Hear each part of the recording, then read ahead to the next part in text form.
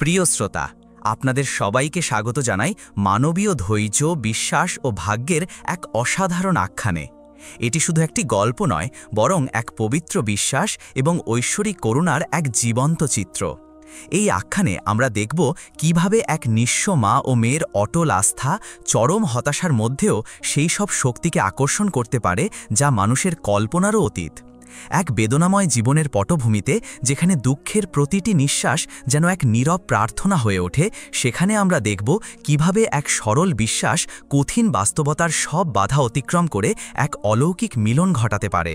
এক সুবিশাল প্রান্তরের কিনারায়, যেখানে দিগন্ত মিলিয়ে যায় আর শব্দ হারিয়ে যায়, সেখানে দাঁড়িয়েছিল একটি সাদামাটা মাটির ঘর। মনে হচ্ছিল যেন এক জাহাজ ভাগ্যের হাতে ছেড়ে দেওয়া হয়েছে বিস্মৃতির সমুদ্রে। এর ফাটল ধরা দেয়ালগুলোতে ছিল সূর্যের তীব্র তাপ আর হিমশীতল রাতের ছাপ, যা যেন এর বাসিন্দাদের দীর্ঘ ধৈর্যের নীরব সাক্ষী। সেই ঘরের ভেতর, যেখানে আসবাবপত্র সামান্য আর দারিদ্র্য স্পষ্ট, সেখানে দুটি আত্মা বাস করত, শামা ও তার মেয়ে মারিয়া। মা শামা শুয়েছিলেন একটি খড়কুটোর বিছানায়। রোগ তাকে এতটাই দুর্বল করে ফেলেছিল যে তিনি ছায়ায় পরিণত হয়েছিলেন, কিন্তু তার মুখে, যেখানে সময় ও রোগ গভীর রেখা এঁকেছিল, সেখানে ছিল এক ম্লান সন্তুষ্টি ও বিশ্বাসের আলো। অন্যদিকে তার মেয়ে মারিয়া শামার বিছানার পাশে বসে তার ভালোবাসার সেবা দিয়ে এক অদৃশ্য দেয়াল তৈরি করে রেখেছিল। তার মায়ের প্রতিটা কাশি তার হৃদয়কে ক্ষতবিক্ষত করত, আর প্রতিটি যন্ত্রণার দীর্ঘশ্বাস তার আত্মায় অসহায়তার এক তিক্ত অনুভূতি জাগাত। এক সন্ধ্যায়, যখন সূর্য ডুবছিল আর বালিতে রক্তের মতো লাল রং ছড়াচ্ছিল, শামা তার নিস্তেজ চোখ দুটো খুললেন। তিনি তার মেয়েকে দেখলেন। সে একটি পুরনো লণ্ঠনের ম্লান আলোয় একটি জীর্ণ পোশাক সেলাই করছিল। শামা শুকনো পাতার মতো ফিসফিস করে দীর্ঘশ্বাস ফেললেন। মন খারাপ করিস না মা, এই রোগ আসলে আল্লাহর পক্ষ থেকে এক পরীক্ষা। আমি অনুভব করি আমার প্রতিটা শ্বাস, যতই কষ্টকর হোক, আমাকে তার আরও কাছে নিয়ে আসে। মারিয়া মাথা নাড়ল, ঠোঁটে এক মৃতপ্রায় হাসি ফুটিয়ে তোলার চেষ্টা করল। সে আল্লাহর উপর বিশ্বাস রাখত, কিন্তু সে এটাও দেখছিল যে তার মা যেন মোমবাতির মতো একটু একটু করে নিভে যাচ্ছেন। তার হৃদয়ে এক তীব্র যন্ত্রণা হচ্ছিল, মায়ের অটল বিশ্বাস আর কঠিন বাস্তবতার মধ্যে এক নিষ্ঠুর সংঘাত। শামা দুর্বল কাঠের দরজার দিকে তাকিয়ে বলে চললেন, যেন তিনি তার পেছনের কিছু দেখতে পাচ্ছেন। আমি শুনেছি নগরে ইবনুল হামিদ নামে একজন মহান চিকিৎসক আছেন। তারা বলে তার স্পর্শে রোগী আল্লাহর ইচ্ছায় সুস্থ হয়ে ওঠে। মারিয়ার হাত থেকে সুই পড়ে গেল। নগরে ইবনুল হামিদ? এই শব্দগুলো স্বপ্নের চেয়েও দূরের কিছু মনে হলো। নগর, যা থেকে তাদের পৃথক করেছে মরুভূমির বিপদসংকুল পথ, এবং তাদের কাছে নেই একটি মুদ্রাও। এই স্বপ্ন হতাশার চেয়েও কঠিন ছিল, কারণ এটি দূর থেকে এক মরীচিকার মতো আশা দেখাচ্ছিল। শামা আবার চোখ বন্ধ করলেন এবং এমনভাবে ফিসফিস করে বললেন যে তা প্রায় শোনাই যাচ্ছিল না। হতাশ হোস না মারিয়া, যিনি নগরে ইবনুল হামিদকে সৃষ্টি করেছেন আর রোগ ও ঔষধ সৃষ্টি করেছেন, তিনি সেই চিকিৎসককে আমাদের ঘরের দরজায় এনে দিতে সক্ষম। তখন মারিয়া ফাটল ধরা দেয়ালগুলোর দিকে তাকাল আর দেখল অন্ধকার মরুভূমি থেকে এসে তাদের ছোট্ট ঘরটিকে গ্রাস করতে শুরু করেছে। মায়ের কথাগুলো তার কাছে ধৈর্যের বালিতে আঁকা সুন্দর নকশার মতো মনে হলো, যা তার যন্ত্রণাকাতর হৃদয়ে ধারণ করা সম্ভব ছিল না। সে শুধু প্রার্থনার উপর ভরসা করতে পারছিল না, তার মনে হলো তাকে কিছু একটা করতেই হবে। পৃথিবীর কোনো এক দরজায় কড়া নাড়তে হবে, যদি তা খুলে যায়। ভোরের প্রথম আলোতে সূর্য মরুভূমির ওপর তার আলোর চাবুক নিক্ষেপ করার আগেই মারিয়া তার সিদ্ধান্ত নিয়ে নিল। যদি আসমানের দরজা বিশুদ্ধ প্রার্থনায় সাড়া দেয়, তাহলে তাকে প্রথমে নিজের চেষ্টা আর ঘামের মাধ্যমে পৃথিবীর দরজায় কড়া নাড়তে হবে। সে তার মাথায় একটি জীর্ণ ওড়না জড়াল, ঘুমন্ত মায়ের কপালে চুমু খেল এবং ঘর থেকে বেরিয়ে গেল। সকালের ঠান্ডা হাওয়া তার মুখে ঝাপটা মারল। তার গন্তব্য ছিল শেখ মুরাদের বাড়ি, যিনি পাশের গ্রামের সবচেয়ে ধনী ব্যক্তি। তার বাণিজ্য কাফেলাগুলো বাজারে জটলা করত এবং তার সম্পদ ছিল প্রবাদ তুল্য। মারিয়া খালি পায়ে নরম বালিতে হেঁটে চলল। ভয় আর আশার মাঝে তার বুক ধুকপুক করছিল। তার যুক্তি ছিল সহজ এবং কথাগুলো তার গলা প্রায় আটকে দিচ্ছিল। যখন সে শেখের বিলাসবহুল বাড়িতে পৌঁছাল, যার বড় কাঠের দরজায় পিতলের নকশা করা ছিল, তখন সে নিজের ক্ষুদ্রতা ও দারিদ্র্য আরও বেশি করে অনুভব করল। দীর্ঘক্ষণ অপেক্ষা করার পর তাকে ভেতরে ঢোকার অনুমতি দেয়া হলো। সে একটি প্রশস্ত উঠানে দাঁড়াল, যেখানে আগরবাতির সুগন্ধ ভাসছিল। সামনে শেখ মুরাদ বসেছিলেন, বিলাসবহুলভাবে পানীয় পান করছিলেন। মারিয়া কাঁপতে কাঁপতে তার গল্প বলল এবং মায়ের চিকিৎসার জন্য সাহায্য চাইল। শেখ তার দিকে একটি শীতল ও অবজ্ঞাপূর্ণ দৃষ্টিতে তাকালেন এবং উপহাসের সঙ্গে বললেন, তোমরা কি সেই সব মানুষ নও যারা প্রতিটি কাজে আল্লাহর ওপর ভরসা করার কথা বলো? যাও, তোমার রবের কাছে প্রার্থনা করো যেন তিনি তাকে সুস্থ করে তোলেন। তোমাদের দারিদ্র্য ও রোগ নিয়ে আমার কি করার আছে? নাকি পকেট খালি হলে তোমাদের বিশ্বাসও শেষ হয়ে যায়? তার কথাগুলো মারিয়ার মুখে চপেটাঘাতের মতো লাগল। সে লজ্জায় ও অপমানে লাল হয়ে পেছনে সরে গেল। তার বলার মতো কিছুই ছিল না। সে তার ভারী পা টেনে তার বাড়ি থেকে বেরিয়ে এলো। তার ছেঁড়া আত্মসম্মান আহত হয়েছিল। তাকে যে প্রত্যাখ্যান করা হয়েছে তাতে তার কষ্ট হয়নি, বরং তার কষ্ট হয়েছে তার মায়ের সরল বিশ্বাসকে আঘাত করা বলে। তবে সে তখনও হতাশ হয়নি। তার মনে পড়ল তার মায়ের একজন ভাই আছেন যিনি খুব দূরে থাকেন না, তার মামা হামিদ। হয়তো রক্তের সম্পর্ক ধন সম্পদের প্রাচীরের চেয়ে শক্তিশালী হবে। সে সূর্যের নিচে আরও কিছুটা পথ অতিক্রম করে তার মামার বাড়িতে পৌঁছাল। তার মামির মুখ ছিল একদম অমায়িক। যখন সে তার মায়ের অবস্থা ব্যাখ্যা করল, তখন তার মামা তার স্ত্রীর দিকে তাকালেন। মহিলাটি শুকনো গলায় বললেন, আল্লাহ তাকে সুস্থ করে দিন। আমাদেরও সন্তান এবং দায়িত্ব আছে মারিয়া, আর তোমার বোনের রোগ আল্লাহর পক্ষ থেকে এসেছে, আমরা কি করতে পারি? তার মামা মাথা নিচু করে দুর্বলভাবে বললেন, হ্যাঁ, ধৈর্য ভালো জিনিস, তার জন্য দোয়া করো, আমরাও তার জন্য দোয়া করব। মারিয়া অনুভব করল যেন পৃথিবী তার চারপাশে ঘুরছে। সম্পর্কের সেই দরজাও তার মুখের ওপর বন্ধ হয়ে গেল, যার ওপর তার শেষ ভরসা ছিল। সূর্যাস্তের সময় সে ভগ্ন হৃদয়ে তার ঘরে ফিরে এলো। তার হৃদয় তার পায়ের বালির চেয়েও ভারী ছিল। সে দেখল তার মা জেগে আছেন, তার চিকন আঙুল দিয়ে জপমালার দানা ঘোরাচ্ছে। তার ঠোঁটে ছিল এক শান্ত সন্তুষ্টির হাসি। মারিয়া তার মায়ের দিকে, তারপর ফাটল ধরা ছাদের দিকে তাকাল। প্রথমবারের মতো তার আত্মায় এক শীতল ফিসফিসানি প্রবেশ করল, হতাশার ফিসফিসানি। ফিসফিসানিটি তাকে বলল যে পৃথিবী বধির এবং প্রার্থনা হয়তো শূন্য থেকে ফিরে আসা প্রতিধ্বনি মাত্র। মারিয়া ঘরে ফিরে এলো।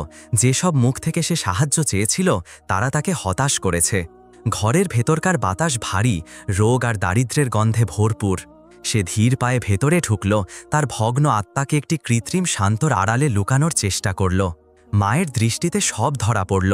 তিনি বুঝতে পারলেন তার মেয়ে এমন এক হতাশা বয়ে নিয়ে এসেছে যা লুকানো সম্ভব নয়। তিনি তার ক্ষীণ কণ্ঠে বললেন, আশা হারাস না প্রিয়তমা, পৃথিবীর দরজা কখনো কখনো বন্ধ থাকে যাতে আসমানের দরজা খুলে যায়। মারিয়া তার মায়ের কাছে তিক্ত কথাগুলো বলতে চাইল না। সে শুধু মাথা নাড়ল এবং তার পাশে বসে তাদের অবশিষ্টা সামান্য গম দিয়ে স্যুপ তৈরি করতে লাগল। তার হাত যান্ত্রিকভাবে কাজ করছিল, কিন্তু তার হৃদয় তখনও শেখ মুরাদের নিষ্ঠুর কথা এবং তার মামার শীতলতার প্রতিধ্বনি অনুভব করছিল, যা বরফের মতো তাকে দগ্ধ করেছিল। তার কড়া নাড়া প্রতিটি দরজা ছিল বন্ধ। পরবর্তী দিনগুলো যেন সীসার মতো ভারী হয়ে এলো। শামার স্বাস্থ্য দ্রুত খারাপ হতে লাগল। তার কাশি আরও গভীর হল, কণ্ঠস্বর আরও ক্ষীণ হয়ে গেল, এমনকি তার ভাঙা শ্বাস প্রশ্বাসও যেন এক নীরব কান্নার মতো শোনাচ্ছিল। মারিয়া তাকে আতঙ্কের সঙ্গে দেখছিল আর অনুভব করছিল যে তার মায়ের জীবনকে বেঁধে রাখা সুতোটি একটু একটু করে ছিঁড়ে যাচ্ছে। এক অন্ধকার রাতে যখন বাইরে বাতাস হিংস্রভাবে গর্জন করছিল, শামার জ্বর বেড়ে গেল। তিনি অসংলগ্ন কথা বলতে লাগলেন আর তার ছোট্ট শরীরটা কাঁপছিল। মারিয়া তার পাশে বসে তার ঘরমাক্ত কপালে ভেজা কাপড় দিতে লাগল। তার হৃদয় ভয়ে কাঁপছিল। এটি সেই মুহূর্ত ছিল যখন মারিয়ার ধৈর্যের শেষ প্রাচীরটিও ভেঙে গেল। সে আর সহ্য করতে পারছিল না। সে তার শুকনো চোখ নিয়ে অন্ধকার ছাদের দিকে তাকাল। তার চোখে কোনো অশ্রু ছিল না, কিন্তু তার হৃদয় রক্তক্ষরণ করছিল। সে উচ্চস্বরে কিছু বলল না, কিন্তু তার যন্ত্রণাকাতর আত্মা দিয়ে আল্লাহর কাছে আরতি জানাল। সেটি ছিল রাগ, সন্দেহ আর যন্ত্রণায় ভরা এক প্রার্থনা। হে আমার আল্লাহ, তুমি কোথায়? সে নীরবে প্রশ্ন করল। আমার মায়ের উপাসনা আর ধৈর্য কি যথেষ্ট ছিল না? ভালো আত্মাগুলোকে কি এভাবেই পুরস্কৃত করা হয়? তুমি আমাদের কাছে বিশ্বাস চাও, কিন্তু বাস্তবতাকে আমাদের আশা ছিন্ন ভিন্ন করতে দাও এবং আমাদের প্রার্থনার উপহাস করতে দাও। যদি সব দরজা আমাদের মুখের উপর বন্ধ হয়ে যায়, তাহলে নামাজের কি দরকার? যদি বিশ্বাসের পরিণতি এই ঠান্ডা বিছানা আর এই ধীর মৃত্যু হয়, তাহলে বিশ্বাসের কি দরকার? এটি ছিল গভীর মানবিক দুর্বলতার এক মুহূর্ত, যখন তার শেখা বিশ্বাস জীবনের কঠোর বাস্তবতার সঙ্গে সংঘর্ষে লিপ্ত হয়েছিল। সে এক বিশাল শূন্যতা অনুভব করল, যেন শুধু ধনীদের হৃদয় আর আত্মীয়দের হৃদয়ই নয়, বরং দয়ার দরজাও হয়তো বন্ধ হয়ে গেছে। এই নীরব হতাশার চরম মুহূর্তে, যখন বাতাস ক্ষুধার্ত নেকড়ের মতো আর্তনাদ করছিল, সে এমন একটি শব্দ শুনতে পেল যা সে আশা করেনি। তাদের কাঠের দরজায় হালকা দ্বিধাগ্রস্ত করাঘাতের শব্দ। সে জমে গেল। কে এই ঝড়ো রাতে ঘর থেকে বের হওয়ার সাহস করবে এবং এই মরুভূমির প্রান্তে ভুলে যাওয়া এই বাড়িতে আসবে? দরজায় হালকা করাঘাতের শব্দ মারিয়ার কানে জমে গেল। ঝোড়ো রাতে শব্দটি ছিল অদ্ভুত এবং অপ্রত্যাশিত, যেন কোনো মৃত মানুষের কানে ফিসফিসানি। কে হতে পারে আগন্তুক?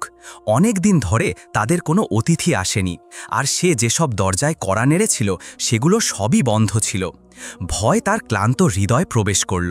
তারা কি এমন চোর যারা মনে করে এই কুঁড়ে ঘরে কিছু চুরি করার মতো আছে, নাকি মরুভূমির কোনো ভূত যা তাদের যন্ত্রণা বাড়াতে এসেছে?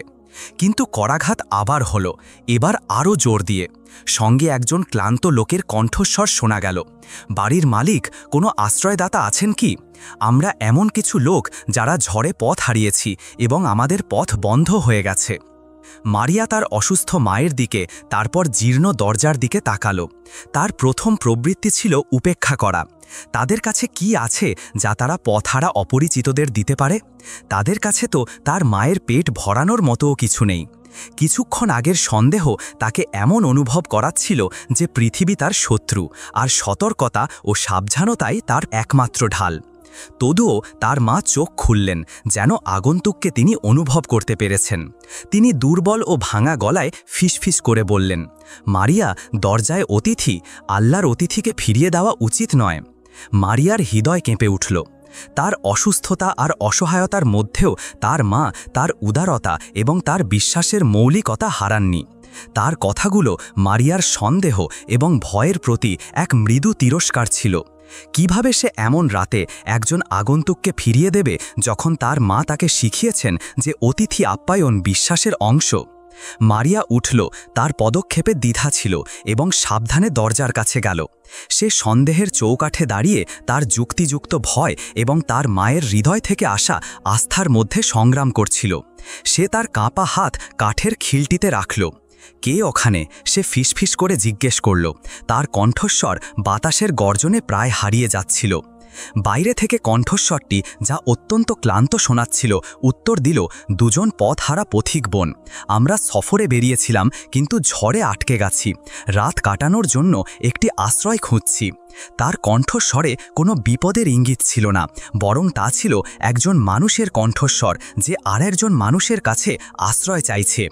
মারিয়া গভীর নিঃশ্বাস নিল, খিলটি সরিয়ে দিল এবং দরজাটি সামান্য ফাঁক করল। ঠান্ডা বালি ভরা বাতাসের একটি ঢেউ ভেতরে ঢুকল। সে রাতের অন্ধকারে দুজন লোককে চৌকাঠে দাঁড়িয়ে থাকতে দেখল।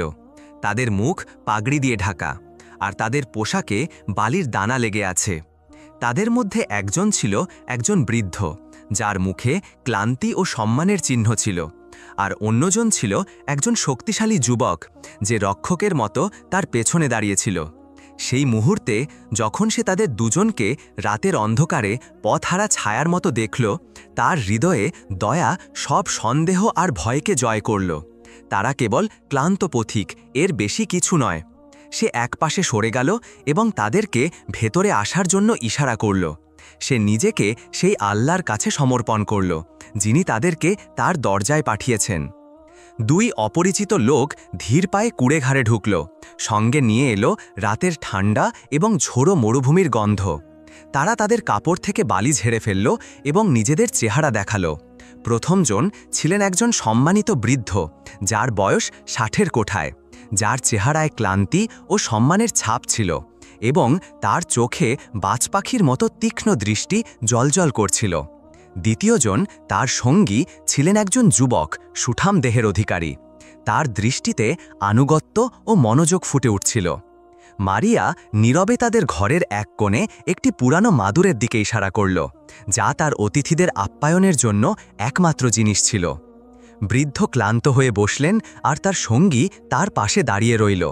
এক মুহূর্তের নীরবতা ছিল, যা ভেঙেছিল শুধু শামার দ্রুত শ্বাসপ্রশ্বাসের শব্দে। বৃদ্ধ শান্ত কণ্ঠে বললেন, আল্লাহ তোমার মঙ্গল করো বোন, তুমি আমাদের নিশ্চিত ধ্বংস থেকে বাঁচিয়েছ।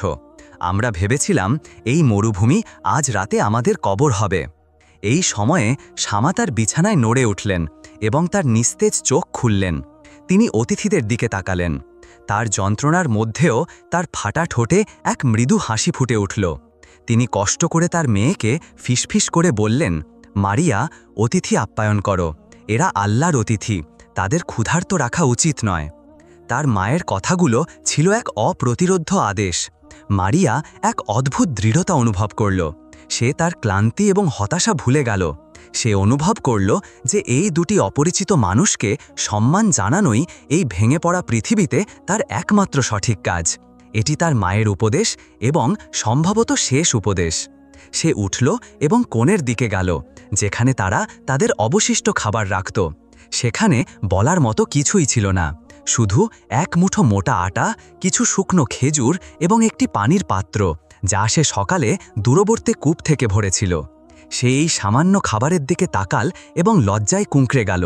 কিভাবে সে এই সামান্য খাবার অতিথিদের কাছে পরিবেশন করবে, যাদের মধ্যে একজন সম্মানিত ও মর্যাদাপূর্ণ বলে মনে হচ্ছে?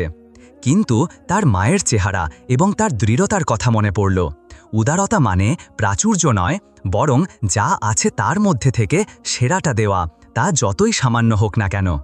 বৃদ্ধ তার গতিবিধি শুনতে পেলেন এবং দয়া করে বললেন, বোন, কষ্ট করো না। কিন্তু সে তার কথা শুনল না।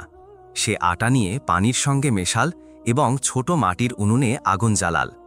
তার হাত দ্রুত ও দক্ষতার সঙ্গে কাজ করছিল, যেন সে একটি পবিত্র আচার পালন করছে। তার প্রতিটি নড়াচড়া তার মায়ের ব্যবহারিক বিশ্বাসের প্রতিফলন ছিল, এমন বিশ্বাস যা কেবল প্রার্থনাতেই সীমাবদ্ধ নয়, বরং কঠিন পরিস্থিতিতেও সাহায্য ও উদারতার হাত বাড়িয়ে দেয়। বৃদ্ধ তার দিকে শান্ত ও পর্যবেক্ষণশীল দৃষ্টিতে তাকিয়ে রইলেন, এবং তার যুবক সঙ্গীও নীরব শ্রদ্ধা নিয়ে তাকে দেখছিল। তারা কেবল একজন গরিব মেয়েকে খাবার তৈরি করতে দেখছিল না, বরং তারা এক মহৎ কাজ দেখছিল, যা এক দয়ালু হৃদয় এবং বিশুদ্ধ আত্মা থেকে উৎসারিত হয়েছিল। দারিদ্র্যের কষ্ট আর হতাশার বাতাস যখন আর্তনাদ করছিল, তখন সেই ছোট্ট মাটির উনুনে আগুন জ্বলে উঠল। তার ম্লান শিখা ঘরের দেয়ালগুলোতে নাচছিল, যা দৃশ্যটিতে এক ভক্তি ও পবিত্রতা এনেছিল। মারিয়া নীরবতা ও শ্রদ্ধার সঙ্গে কাজ করল। সে এক মুঠো আটা পানি দিয়ে মেখে তার ছোট কিন্তু দক্ষ হাত দিয়ে তা মাখল। সেই ছোট্ট রুটির টুকরোই তার এবং তার মায়ের পরের দিনের, এমনকি হয়তো তার পরের দিনেরও খাবার ছিল। সে রুটিটি আগুনের ওপর রাখা গরম তাওয়ায় রাখল। শীঘ্রই তাজা রুটির সুগন্ধ ঘরের ভেতর ছড়িয়ে পড়ল, এক সাধারণ গন্ধ, কিন্তু সেই মুহূর্তে তা হতাশা ও রোগের গন্ধ দূর করে দিয়েছিল। এটি ছিল জীবন ও উদারতার গন্ধ। একমাত্র রুটিটি সেঁকা হলে মারিয়া সেটি একটি পরিষ্কার কাপড়ের টুকরোয় রাখল এবং তাতে অবশিষ্ট কয়েকটি খেজুর যোগ করল। তারপর সে এটি দুটি অতিথির কাছে এক গ্লাস পানির সাথে পরিবেশন করল এবং লাজুকভাবে বলল, এই সামান্য দানটুকু দয়া করে ক্ষমা করে দেবেন। বৃদ্ধ রুটিটির দিকে তাকালেন। তার চোখে আগুনের আলোয় এক দীপ্তি ছিল। তিনি শুধু একটি রুটি দেখছিলেন না, বরং একটি মহান আত্মত্যাগ দেখছিলেন।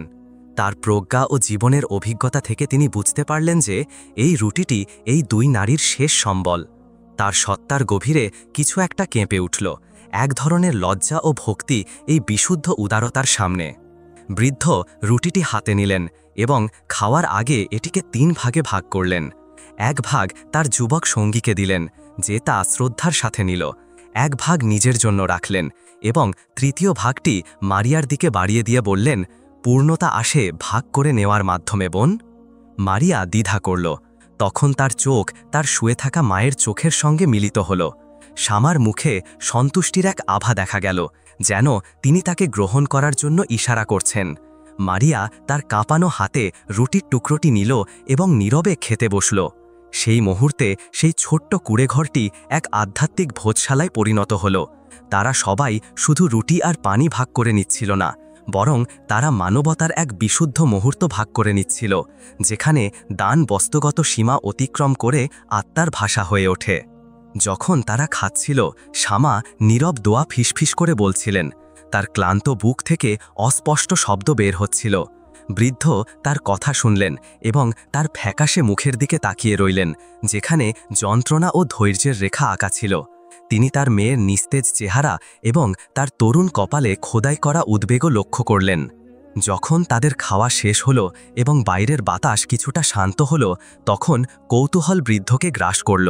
তিনি আর কেবল একজন পথহারা অতিথি ছিলেন না, বরং একটি গল্পের সাক্ষী ছিলেন, যা দারিদ্র্য, বিশ্বাস ও আত্মত্যাগের সুতো দিয়ে বোনা হয়েছিল। তিনি অনুভব করলেন যে এই শেষ উদারতা এবং এই একমাত্র রুটির পেছনে এক গভীর রহস্য লুকিয়ে আছে, এক লুকানো দুঃখ যা তিনি বুঝতে চাইলেন। খাওয়ার পর যখন কুঁড়েঘরে নীরবতা নেমে এলো, তখন কেবল শামার ক্লান্ত শ্বাসের শব্দ শোনা যাচ্ছিল। সম্মানিত বৃদ্ধ মারিয়ার দিকে ফিরলেন। তার প্রশ্নটি কেবল কৌতূহল থেকে ছিল না, বরং তাদের দয়ালু আতিথেয়তায় স্পর্শিত হৃদয় থেকে আসা এক প্রকৃত আগ্রহ ছিল। তিনি শান্তভাবে বললেন, বোন, আমি তোমার মায়ের মুখে গভীর যন্ত্রণা দেখতে পাচ্ছি। কি তাকে কষ্ট দিচ্ছে? হয়তো আমি কিছু সাধারণ ঔষধি বা চিকিৎসার পদ্ধতি জানি যা তার কষ্ট কিছুটা কমাতে পারে। মারিয়া তার মায়ের দিকে, তারপরেই অপরিচিত লোকটির দিকে তাকালো। সে কথা বলতে দ্বিধা করল না, কারণ সেই শেষ রুটিটি তাদের মধ্যে সতর্কতার দেয়াল ভেঙে দিয়েছিল। সে গভীরভাবে নিঃশ্বাস নিল এবং তার মায়ের দীর্ঘ অসুস্থতা, তাদের চিকিৎসার সব ব্যর্থ প্রচেষ্টা এবং ধনী ও আত্মীয়দের নিষ্ঠুরতা সম্পর্কে তাকে বলতে শুরু করল। সে চাপা তিক্ততা নিয়ে কথা বলছিল, কিন্তু কোনো অভিযোগ ছাড়াই, যেন সে ভাগ্যের এক অবশ্যম্ভাবী ঘটনা বর্ণনা করছে। এই মুহূর্তে শামা ধীরে ধীরে চোখ খুললেন, যেন তিনি তাদের কথা শুনছিলেন। তার কণ্ঠস্বর ছিল ফিসফিসের মতো দুর্বল, কিন্তু পরিষ্কার এবং এক অদ্ভুত অভ্যন্তরীণ শক্তি ধারণ করত।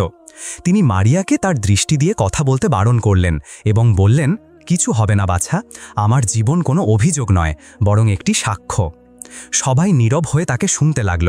তার কথাগুলো ছিল আত্মার কথা, অসুস্থ শরীরের কথা নয়। প্রতিটি যন্ত্রণা আমাকে আল্লাহর এক ধাপ কাছে নিয়ে যায়, শামা ভাঙা গলায় বলে চললেন। এবং প্রতিটি পার্থিব দরজা যা আমাদের মুখের উপর বন্ধ হয়ে যায়, তা আমাদের আসমানের দিকে তাকাতে একটি ইঙ্গিত। পার্থিব উপায়গুলো ব্যর্থ হয়েছে, হয়তো এই জন্যই যাতে আমার সুস্থতার কৃতিত্ব অন্য কারো নয়, শুধু আল্লাহরই হয়। বৃদ্ধ তার কথা শুনে বিস্ময়ে বাকরুদ্ধ হয়ে গেলেন। তিনি কখনও কোনো রোগীকে তার রোগ সম্পর্কে এমন সন্তুষ্টি ও গভীর বিশ্বাস নিয়ে কথা বলতে শোনেননি। তার কথাগুলো তার সফরের ক্লান্তি ও শরীরের অবসাদ দূর করে দিল। তারপর শামা দূরে কোথাও তাকিয়ে রইলেন, যেন তিনি ভবিষ্যতের সঙ্গে কথা বলছেন, এবং এমন এক কণ্ঠে কথা শেষ করলেন যাতে পাহাড়ের মতো অটল বিশ্বাস ছিল, আমি নিশ্চিত যে আল্লাহ সব কিছু করতে সক্ষম। তিনি আমার জন্য অপ্রত্যাশিত উপায়ে ব্যবস্থা করতে পারেন। তিনি আমাদের সময়ের সর্বশ্রেষ্ঠ চিকিৎসক, বিখ্যাত চিকিৎসক ইবনুল হামিদকে নগর থেকে এই বাড়ির দরজায় এনে আমার নিরাময়কে নির্ভরশীলদের জন্য একটি নিদর্শন করতে পারেন। যখন শামা এই শেষ বাক্যটি বললেন, তখন শব্দগুলো বৃদ্ধের কানে বিদ্যুতের মতো আঘাত করল। তিনি জমে গেলেন এবং তার চোখ বড় হয়ে গেল। তার যুবক সঙ্গীর চোখও বিস্ময়ে বেরিয়ে এলো। সে কিছু বলতে চাইল, কিন্তু পারল না। মারিয়া তাদের মুখের এই আকস্মিক পরিবর্তন লক্ষ্য করল এবং এক অস্পষ্ট অস্বস্তি অনুভব করল। কি হয়েছে তাদের? তার মায়ের কথায় কি এমন কিছু ছিল যা তাদের এত অবাক করে তুলল? কেন তারা তাকে এবং তার মায়ের দিকে এমন এক দৃষ্টিতে তাকাচ্ছে যেখানে ধাক্কা ও ভক্তি মিশ্রিত? সে জানত না যে এই সাধারণ কথোপকথনটি একটি মহান রহস্য উন্মোচন করতে চলেছে, এমন একটি রহস্য যা তাদের জীবন চিরতরে বদলে দেবে। কুঁড়েঘরের ভেতর এক গভীর ও ভারী নীরবতা নেমে এলো, যা আগের রাতের নীরবতাকেও ছাড়িয়ে গিয়েছিল। এটি ছিল সেই মুহূর্তের নীরবতা যখন সময় থেমে যায়। শামার শেষ কথাগুলো তখনও বাতাসে প্রতিধ্বনিত হচ্ছিল, এমন এক বিশ্বাসে পরিপূর্ণ যা সেই বৃদ্ধ অতিথির সত্তাকে নাড়িয়ে দিয়েছিল। বৃদ্ধটি কিছুক্ষণ স্থির হয়ে রইলেন। তার দৃষ্টি শামার সন্তুষ্ট মুখের ওপর স্থির ছিল। তার দৃষ্টিতে বিস্ময়, শ্রদ্ধা এবং ভক্তির এক অদ্ভুত মিশ্রণ ছিল। তার এই সাধারণ বাক্যটি, তিনি চিকিৎসক ইবনুল হামিদকে এই বাড়ির দরজায় এনে দিতে সক্ষম, তীরের মতো তার হৃদয়ে বিদ্ধ হয়েছিল। তিনি মরুভূমিতে পথ হারিয়েছিলেন। তিনি ভেবেছিলেন তার এই পথ হারানো হয়তো শাস্তি, দুর্ভাগ্য বা পথের হিসাবে কেবল একটি ভুল। কিন্তু এই মুহূর্তে তিনি সম্পূর্ণ সত্য উপলব্ধি করলেন। তার পথ হারানো কোনো দুর্ঘটনা ছিল না, কোনো শাস্তিও ছিল না। আসমান তাকে এই নির্জন কুঁড়েঘরে তাড়িয়ে এনেছিল। এই ঝড় এবং এই পথ হারানো একটি বৃহত্তর ঐশী পরিকল্পনার অংশ ছিল, যা তার মানবীয় মন বুঝতে পারছিল না। তিনি নিজেই এই ধৈর্যশীল নারীর প্রার্থনার উত্তর ছিলেন। তিনি ছিলেন সেই চিকিৎসক যিনি মনে করতেন যে তিনি রোগীর কাছে যাচ্ছেন, কিন্তু তিনি নিজেই এই রোগীর কাছে টেনে নিয়ে আসছিলেন তার অজান্তেই। তিনি তার বৈজ্ঞানিক অহংকার এবং তার সময়ের সর্বশ্রেষ্ঠ চিকিৎসক হিসাবে তার মর্যাদা ভেঙে পড়তে দেখলেন, যা ভাগ্যের শক্তিতে চূর্ণ হয়ে গেল। তিনি সেই চিকিৎসক ছিলেন যিনি রোগীকে খুঁজছিলেন, কিন্তু তিনি নিজেই রোগীর কাছে চালিত হয়েছিলেন তার অজান্তেই। অত্যন্ত ধীরে ধীরে, যেন তিনি নিজেকে একটি স্বপ্ন থেকে জাগিয়ে তুলতে ভয় পাচ্ছিলেন, তিনি সম্মানের সাথে তার পাগড়ি খুললেন। তার সম্মানিত চেহারাটি তখন উন্মোচিত হল, যা বইয়ের ছবিতে এবং পৃথিবীর পূর্ব ও পশ্চিমে মানুষের মুখে পরিচিত। তিনি গভীর নিঃশ্বাস নিলেন এবং এমন শব্দ উচ্চারণ করলেন যা মুহূর্তের ভক্তি দ্বারা কম্পিত ছিল। হে আল্লাহর দাসী, আল্লাহ তোমার প্রার্থনা কবুল করেছেন। তিনি এক মুহূর্তের জন্য নীরব থাকলেন এবং তার চোখে অশ্রু জমে উঠল যা তিনি আটকে রেখেছিলেন। তারপর তিনি আরও গভীর কণ্ঠে বললেন, আমি ইবনুল হামিদ। শব্দগুলো কুঁড়েঘরে একটি নীরব বিস্ফোরণের মতো প্রতিধ্বনিত হল। মারিয়া যেখানে ছিল সেখানেই জমে গেল, তার হৃৎস্পন্দন থেমে গেল। সে তার মায়ের মুখের দিকে, তারপর চিকিৎসকের মুখের দিকে তাকাল, যা সে বিশ্বাস করতে পারছিল না। ইবনুল হামিদ এখানে, এই জীর্ণ কুঁড়েঘরে? অসম্ভব স্বপ্ন, সেই অলৌকিক ঘটনা যা সে তার মায়ের জন্য কেবল এক সান্ত্বনা ভেবেছিল, তার চোখের সামনে সত্যি হয়ে গেল। সে অনুভব করল তার শরীর ভেঙে পড়ছে এবং তার সব সন্দেহ, হতাশা এবং নীরব রাগ লজ্জার এবং বিস্ময়ের ধূলিকণায় পরিণত হয়েছে। আর শামা তার দুর্বলতা সত্ত্বেও এমন এক আলোয় আলোকিত হলেন যা মারিয়া আগে কখনো দেখেনি। তার মুখে কোনো ধাক্কার চিহ্ন ছিল না, বরং ছিল নিশ্চিত বিশ্বাস পূরণের চিহ্ন। তিনি জানতেন, তিনি অপেক্ষা করছিলেন। তার ঠোঁট থেকে কথা বেরোনোর আগেই কৃতজ্ঞতার অশ্রু ঝরতে লাগল।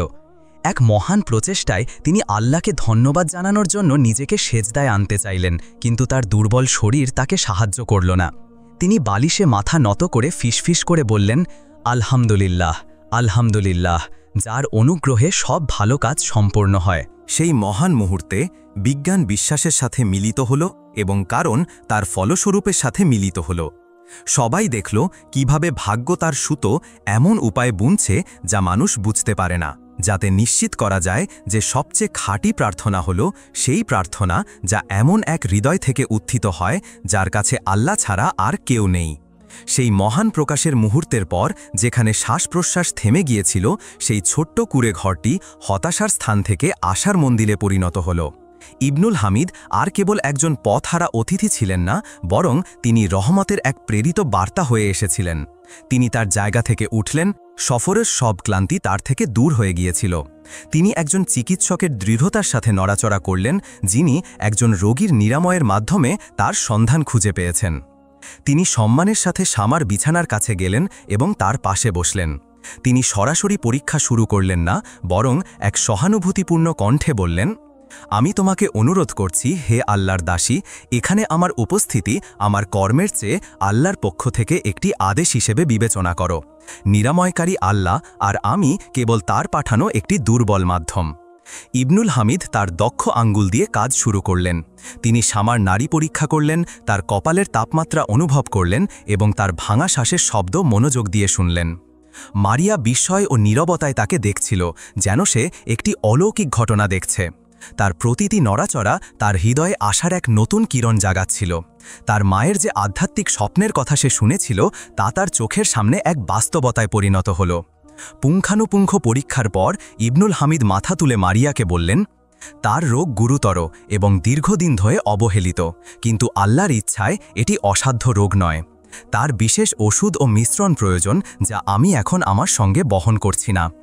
তারপর তিনি তার যুবক সঙ্গী, যার নাম সাঈদ, তার দিকে ফিরলেন এবং তাকে নির্দেশ দিলেন, সাঈদ, ভোরের আলো ফুটলেই তুমি আমাদের চিহ্ন অনুসরণ করে ফিরে যাবে, যতক্ষণ না তুমি কাফেলা খুঁজে পাও। সেখানে আমার ছেলে আহমেদ আমার জন্য অপেক্ষা করছে। তাকে এই কাগজটি দিও এবং বলো যে আমি এখানে আছি এবং আমি তাকে নগরের থলে থেকে উল্লেখিত ওষুধগুলো নিয়ে দ্রুত আসতে নির্দেশ দিয়েছি। এই কথাগুলো ছিল এক নতুন যুগের সূচনা, প্রকৃত নিরাময় এবং আশার যুগ। পরের দিন সকালে ভোরের প্রথম আলোতে সাঈদ তার মিশনে যাত্রা শুরু করল। আর ইবনুল হামিদ কুড়েঘাড়ে রয়ে গেলেন। তিনি শুধু একজন চিকিৎসক ছিলেন না, বরং একজন বন্ধু, অতিথি এবং শিক্ষকও ছিলেন। তিনি স্থানীয় ভেষজ সম্পর্কে তার জ্ঞান ব্যবহার করে কিছু পানীয় তৈরি করলেন, যা শামার জ্বর ও কাশি কমাল। তিনি তাদের নগর ও তার বিস্ময়কর বিষয়গুলো সম্পর্কে বলছিলেন, আর মারিয়া তাকে শুনছিল। তার ফ্যাকাশে মুখে জীবন ফিরে এসেছিল। দিন কেটে গেল। ইবনুল হামিদের প্রাথমিক সেবা এবং শামার হৃদয়ে যে নতুন আশা জন্মেছিল, তার কারণে তার অবস্থা স্থিতিশীল হতে শুরু করল। সে এখনও পুরোপুরি সুস্থ হয়নি, কিন্তু ভয়ঙ্কর অবনতি থেমে গিয়েছিল। উৎকণ্ঠা ও প্রত্যাশার মিশ্রণে ভরা অপেক্ষার পর এক বিকেলে দূরে দিগন্তে দুটি আরোহীর ছায়া দেখা গেল, যারা কুড়েঘরের দিকে আসছিল। তাদের মধ্যে একজন ছিল সাইদ, যে ফিরে এসেছিল। তার সঙ্গে ছিল আর এক যুবক, যে একটি শক্তিশালী উঁটে চড়ে আসছিল, যার ওপর ব্যাগ ও বাক্স ভরা ছিল। সে ছিল আহমদ, চিকিৎসক ইবনুল হামিদের ছেলে। সে তার উট থেকে দ্রুত ও সজীবভাবে নেমে এলো। সে ছিল একজন তরুণ, যার চোখে বুদ্ধির এক স্ফুলিঙ্গ ছিল এবং যার চেহারায় দীর্ঘ যাত্রার ছাপ এবং তার পিতার জন্য উদ্বেগ দেখা যাচ্ছিল। যখন সে কুড়েঘরে পৌঁছালো এবং মারিয়াকে দরজায় দাঁড়িয়ে থাকতে দেখল, তখন এই গল্পের নতুন অধ্যায়গুলো ভাগ্যের খাতায় লেখা হতে শুরু করল।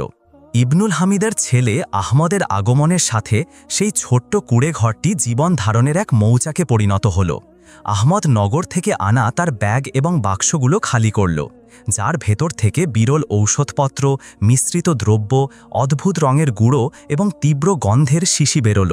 মারিয়ার চোখে এই সাধারণ সরঞ্জামগুলো সোনা ও রূপার চেয়েও মূল্যবান ধন মনে হচ্ছিল। ইবনুল হামিদ অবিলম্বে যত্ন ও দক্ষতার সাথে চিকিৎসা প্রস্তুত করতে লাগলেন। আহমদ তাকে দ্রুত ও সক্রিয়ভাবে সাহায্য করছিল। গুঁড়ো মেশাচ্ছিল, তরল পদার্থ ঢালছিল এবং তার বাবার তত্ত্বাবধানে নোট নিচ্ছিল। মারিয়া ছিল বিশ্বস্ত নার্স। সে তার মাকে সময়মতো ওষুধ দিচ্ছিল, চিকিৎসকের নির্দেশিত খাবার তৈরি করছিল এবং তার আরামের খেয়াল রাখছিল। এই সময়ের মধ্যে আহমদ ও মারিয়ার মধ্যে সম্মানের এক নীরব সম্পর্ক গড়ে উঠল। এটি কোনো উপরিভাগের মুগ্ধতা ছিল না, বরং আরও গভীর কিছু ছিল। আহমদ, যে নগরের প্রাচুর্য এবং আভিজাত্যে বেড়ে উঠেছিল, সে মারিয়ার মধ্যে এক খাঁটি সারবত্তা দেখতে পেল, যা তার কাছে অপরিচিত ছিল। সে দেখল কিভাবে মারিয়া অক্লান্ত ভালোবাসা দিয়ে তার মায়ের যত্ন নিচ্ছিল। সে তার চোখে এক সহজাত বুদ্ধি এবং এক অদ্ভুত মানসিক শক্তি দেখতে পেল। সে দেখল তার সম্মান, যা সে চরম দারিদ্র্য বজায় রেখেছিল কোনো অভিযোগ বা ভিক্ষা ছাড়াই। সে তার ধৈর্য লক্ষ্য করল, যা তার জীবনের হারিয়ে যাওয়া বছরগুলোকে বুনেছিল। তার চোখে মারিয়া নগরের সমস্ত সম্পদশালী মহিলাদের চেয়েও সুন্দর ছিল, কারণ তার সৌন্দর্য ছিল আত্মার সৌন্দর্য, আত্মত্যাগের সৌন্দর্য। অন্যদিকে মারিয়া আহমদকে কেবল একজন চিকিৎসকের ছেলে হিসেবে দেখছিল না, সে তাকে একজন মহৎ, বিনয়ী যুবক হিসেবে দেখছিল। তার জ্ঞান এবং তার বাবার পদমর্যাদা সত্ত্বেও সে তার পিতার প্রতি তার শ্রদ্ধার ধরন, জ্ঞানের প্রতি তার আগ্রহ এবং তার সঙ্গে তার কোমলভাবে কথা বলার পদ্ধতিকে প্রশংসা করছিল। শামার স্বাস্থ্য ধীরে ধীরে কিন্তু লক্ষণীয়ভাবে উন্নত হতে লাগল।